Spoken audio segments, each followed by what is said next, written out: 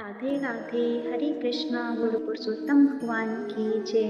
प्रिय श्रोताजन, पिछले अध्याय में आपने सुना था अधिक मास का भगवान की शरण में जाना। अब हम 5वें अध्याय में जानेंगे भगवान विष्णु का अधिक मास को अपने साथ लेकर गोलोक में जाना। बोलो पुरुषोत्तम भगवान की जय। 5वां अध्याय।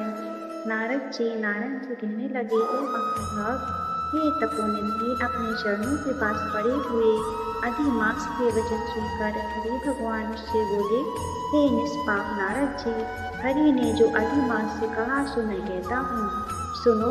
हे मुनि श्रेष्ठ, तुम धन्य हो जो मुझसे श्रेष्ठ कथा पूछते हो। श्री कृष्ण भगवान बोले, ही अर्जुन, मैं तुमसे वैकुंठ का वृतांत कहता हूँ, सो सुनो। श्री विष्णु के नेत्रों के संकेत से गरुड़ जी मूर्छित हुए और मलमास के पंखों से हवा करने लगे। तब होश में आने पर मलमास बोला, हे नाथ, मुझे यह सब अच्छा नहीं लगता। हे जगदाधार, हे जगतपते, हे विष्णु, मुझ शरण में आए हुए की रक्षा करो, रक्षा करो। मुझ शरणागत को क्यों त्यागते हो? ऐसा कहकर कांपता हुआ बार बार विलाप करने लगा। तब मलमास से वैकुंठवासी ऋषिकेश भगवान ने कहा, हे वत्स, तेरा दुख निवारण होने का कोई उपाय नहीं दिखता। तू सोच मत कर, उठ उठ, तेरा कल्याण होगा। ऐसा कह मन में पल भर में उपाय निकाल कर फिर बोले, श्री विष्णु भगवान, हे वत्स, आओ मेरे साथ गोलोक धाम को चलो, जो योगियों को भी दुर्लभ है। जहाँ भगवान श्री कृष्ण रहते हैं, वहाँ गोपी गणों के मध्य में बैठे हुए वे दो भुजा वाले मुरलीधर नवीन मेघ के समान श्याम शरीर, कमल जैसे विशाल नेत्र, ऐसे ईश्वर पुरुषोत्तम भगवान श्री कृष्ण चंद्र विराजमान है।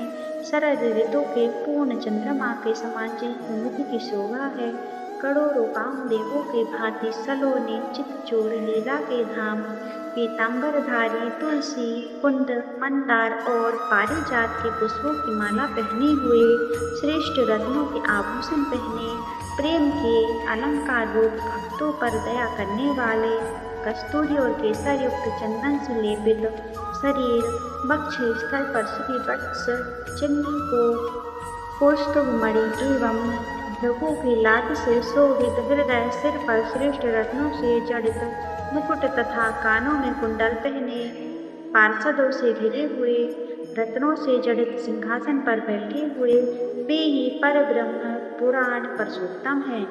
स्वेच्छामय ब्रह्मांड के बीज, सर्वाधार, परात्पर, निष्काम, निर्विकार, अत्यंत परिपूर्ण, प्रभु, प्रकृति से परे, ईशान, निर्गुण, नित्य विग्रह श्री कृष्ण गोलोक में तेरा दुख दूर कर देंगे। श्री नारायण बोले। इतना कहे हरि भगवान मलमास का हाथ पकड़ गोलोक को ले गए।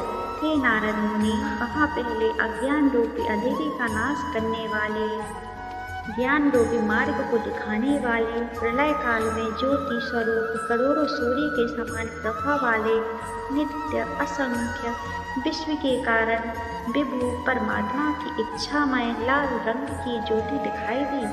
हे मुनि, उस ज्योति के भीतर ही सुंदर 3 लोक थे।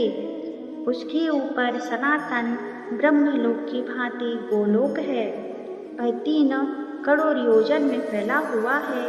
मंडलाकार तेज पुंज स्वरूप श्रेष्ठ रत्नों वाली भूमि से युक्त, जो बड़ी बड़ी योगियों को स्वप्न में भी अदृश्य है, वही वैष्णवों को दृश्य और प्राप्त है। उसे योगेश्वर श्री कृष्ण ने योग द्वारा धारण कर रखा है।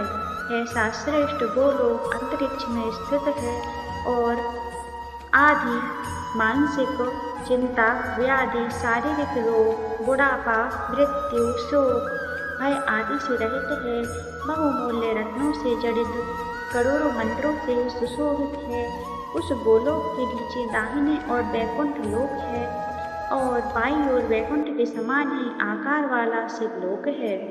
वैकुंठ का फैलाव 1 करोड़ योजन में है और उसका आकार जिसमें करोड़ योजन लंबा और मंडलाकार है, वहाँ पीले वस्त्रों से शोभायमान वैष्णवजन रहते हैं।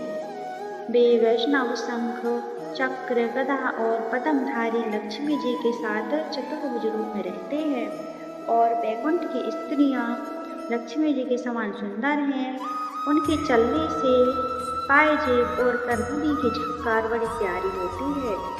गोलोक के बाईं ओर जो शिवलोक है वहाँ प्रलय नहीं होता और सृष्टि काल में पार्षद लोग रहते हैं।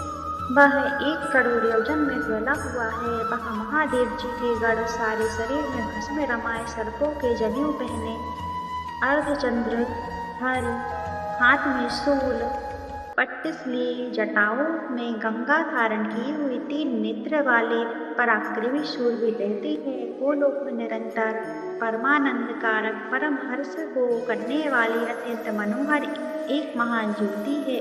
उस ज्योति में अत्यंत सुंदर एक रूप है जो नील कमल के समान श्याम वर्ण, कमल के समान लाल नेत्र, आनंदजनक निराकार परे से परे, जिसका योगी जन अपने ज्ञान चक्षुओं से निरंतर ध्यान करते रहते हैं।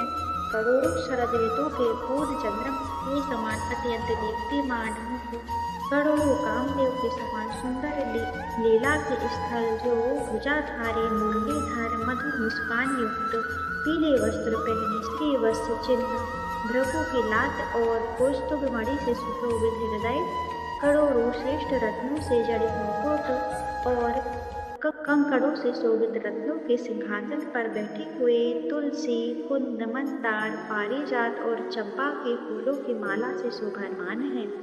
वे ही पर ब्रह्म श्री कृष्ण है, जो स्वेच्छामय सबके कारण रूप, सर्वाधार वाले, उत्साह वाले, बाल्यावस्था वाले, गोपाल रूपधारी, करोड़ों पूर्ण चंद्रमा के समान शोभायमान, जनों पर अनुग्रह करने वाले, इच्छा रहित निर्विकार अत्यंत परिपूर्ण प्रभु, रास मंडल के मध्य में बैठे हुए शांत रासेश्वर हरि, मंगल रूप, कड़ों शरद ऋतु के पूर्ण चंद्रमा के समान अत्यंत दीप्तिमान मुख, करोड़ों कामदेव के समान सुंदर लीला के स्थल, 2 भुजाधारी मुरलीधर मधुर मुस्कान युक्त पीले वस्त्र पहने श्रीवत्स चिन्ह, भृगु की लात और कौस्तुभ मणि से सुशोभित हृदय, करोड़ों श्रेष्ठ रत्नों से जड़ित मुकुट और कंकड़ों से शोभित रत्नों के सिंहासन पर बैठे हुए तुलसी, कुंद, मंदार, पारिजात और चंपा के फूलों की माला से शोभायमान है।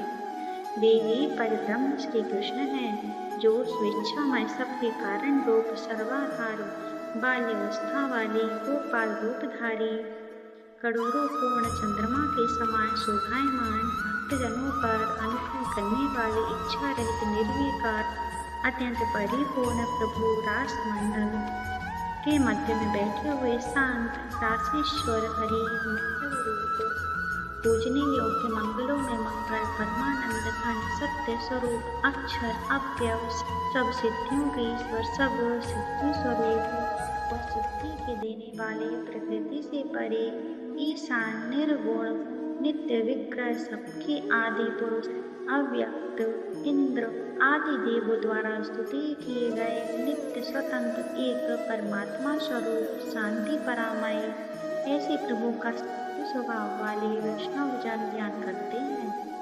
केवल उत्कृष्ट रूप एक भगवान ने ही धारण किया है।